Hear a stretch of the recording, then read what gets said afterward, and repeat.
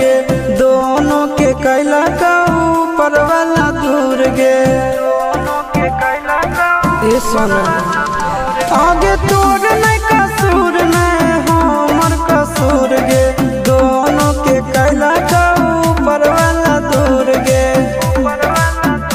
आगे आशीषा के छोड़ा के तो मिलंगे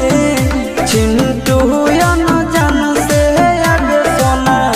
चिंटू या न जान से जोड़ी है बनावल भगवान के दोस्त नहीं इंसान के आगे सोना दोस्त